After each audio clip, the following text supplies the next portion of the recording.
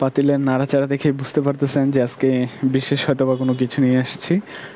হ্যাঁ, আজকে বিশেষ কিছু বলতে পোলাও রেসিপি এবং সাথে মায়ের ভালোবাসা বলতে পারেন। এই গরু মাংসটা আমার এক ফ্রেন্ডের মা পাঠাইছে আমাদেরকে ভালোবেসে। তো এটা আজকে ফুল প্রসেস হবে এবং খাওয়া দাওয়া হবে, আপনারা সাথে থাকবেন। এর ভিতরে আমরা ছেলেদের পার্টি কেমন হয় এবং কিভাবে রান্নাবান্না করা হয় সম্পূর্ণ বিস্তারিত থাকবে এই ভিডিওতে।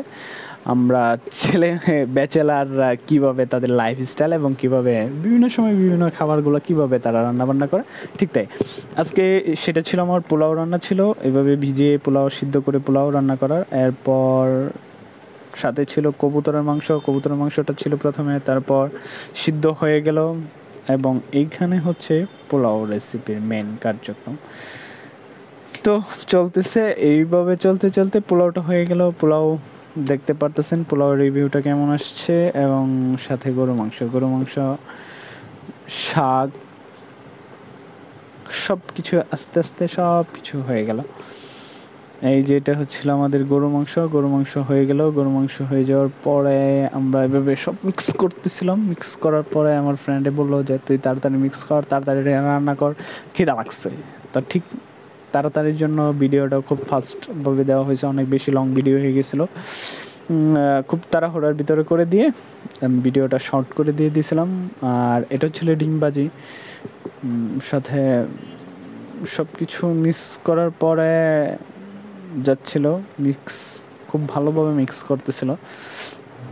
এখন তেল দিবে, তেল দিয়ে এটা ফুল প্রসেস করবে। ফুল প্রসেস করার পরে এটা হচ্ছিল ডিম। এখন এটার অল্প করে ডিম খাওয়া হয়েছিল, একটা প্রত্যেকজনের 4টা করে ডিম।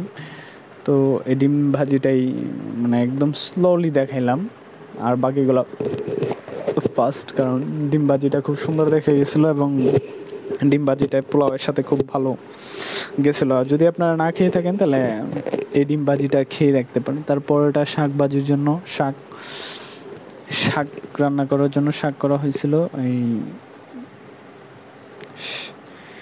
খুব রান্নাবান্না খুব ঝামেলা, এটা খুব কষ্টদায়ক, তবে মাঝে মাঝে করতে ভালো লাগে। আর ওই দিন আমাদের বুয়া আসে নাই, বুয়া না আসার কারণেই আমরা এটা মানে করতে পেরেছি। শাকটা হয়ে গেছে, এবং পুঁই শাকের সাথে যে পোলাও খাওয়া যায় আসলে সেটা না খেলে বোঝা যাবে না। তো আমি খাইছি, তো আমার মানে এর সাথে খুব টেস্ট যে সেটা না খেলে বুঝতে পারবেন না। আর এটা খাওয়ার রিভিউটা আসলেও সেভাবে হয় নাই, কারণ একটু কারিগরিক না, একটু নিজেদের প্রবলেম ছিল, আর অনেক রাত হয়ে গেছিলো এগুলো সব কিছু প্রসেস করতে। তার জন্য খাওয়ার রিভিউটা এত ভালোভাবে দিতে পারি নাই। তবে নেক্সট যদি হয় তাহলে অবশ্যই ভালোভাবে খাবার রিভিউটা দিব। Like, subscribe, comment.